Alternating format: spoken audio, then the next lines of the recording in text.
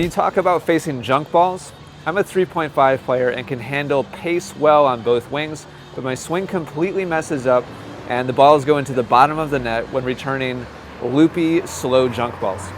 It's kind of funny that your average tennis player actually prefers getting some pace. Obviously not so much that they're overwhelmed by it, but most tennis players struggle with weak, short, kind of sitting balls, especially if they have a bunch of junk or spin on them, especially if they can't read what the spin is. That's kind of a whole nother topic for another time. But the root reason, the cause why that's the case is because your average tennis player's swing technique on their forehand and their backhand is much shorter and compact and tense and tight than it should be. So as a result, you take that kind of weak, sitting, floating ball that just kind of sits up in the middle of the court, especially if it's got some random spin on it, and you combine that with like a rigid, tight, like short swing, and the ball just kind of like falls off the racket. There's not enough energy or momentum or swing speed to take that crappy, spinny, sitting ball and with authority send it back someplace else, much less reverse the spin and make it turned in the direction we want the ball to go, which is usually topspin for safety, so you can really hit a confident, solid shot. So if you struggle with junk balls, which most players do, the key is really to lengthen your swing, speed up your swing, have more looseness and relaxation and flow. These are all things that professional players just do because they've trained to have that quality of swing, and beginner to intermediate players just don't have because they don't have that same quality of movement. So I challenge you to record your forehand and backhand. And if you struggle with junk ballers, it's probably 90% likely that when you watch yourself swing, you'll be kind of disappointed to see that everything's kind of tight and rigid and short.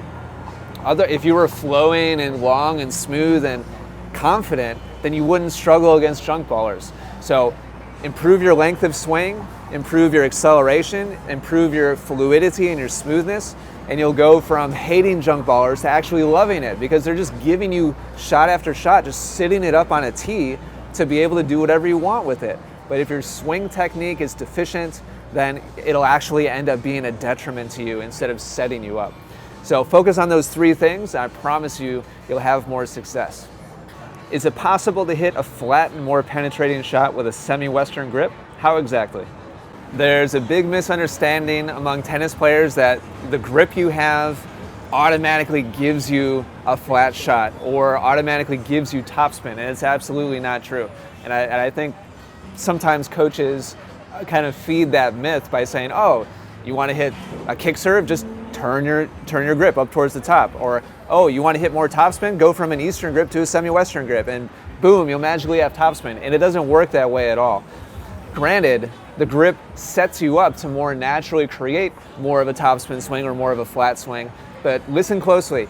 If you've been hitting with a flat shot your entire life and you just change your grip, you're still going to hit a flat shot, but in a little bit more awkward way. You're not just going to magically start swinging from a lower drop point and automatically coming upwards more vertically.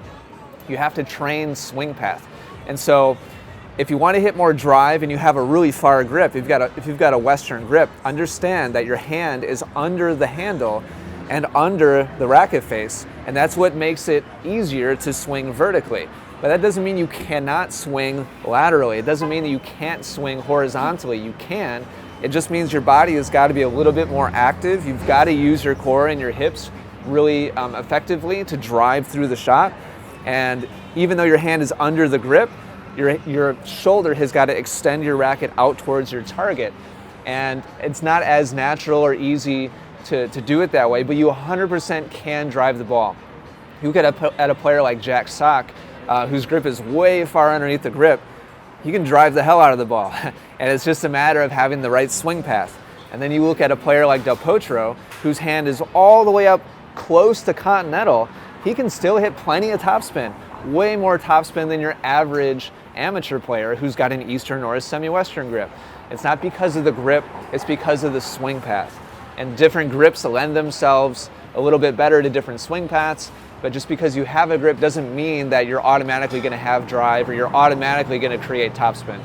So I'd encourage you to video yourself, and if you've got a really extreme grip, then a lot of times that leads players to having a really kind of exaggerated windshield wiper type swing. And it's just a matter of moving away from that swing path and more out towards your target.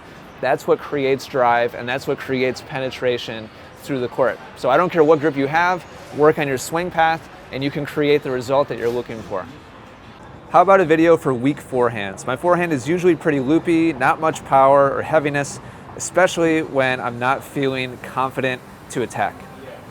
Forehand confidence comes down to a lot of different variables. The way that question was asked makes me feel like it's a combination of mental confidence, and that really stems from putting in the reps and having the right technical foundation to be able to create offensive but also repeatable and reliable shots. And that only happens when you can shape your shot effectively.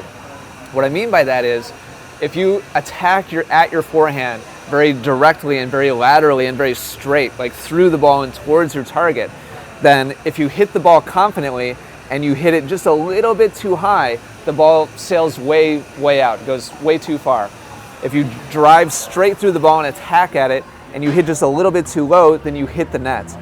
What high-level players are able to do is attack at the ball really aggressively, but in a vertical swing path, so that as they come past the ball, they create a lot of topspin that curves the ball, it shapes it, and so they're not trying to just thread the needle right over the top of the net to keep it in play and also avoid the net. They can hit 2, 3, 4 feet over the net confidently and aggressively and still have it come back into the court. So if you feel really tentative about your forehand, I would guess that you probably are hitting it very straight and very direct. You don't have much shape. And so you kind of have to choose, like, you've got like a little window of probably a foot where that's your success zone. And that's a tiny, tiny, tiny margin. So my biggest piece of advice for you would be to learn how to swing more vertically, attack at the ball in a more upward direction, create more spin, create more shape. And once you start grooving that, you really gain a ton of confidence because you can start hitting the ball up, still having it move through the court. It's a heavy ball that jumps upwards and moves through the court aggressively and with authority. And once you start feeling that safety combined with aggressiveness and confidence, there's no better feeling in the world than that.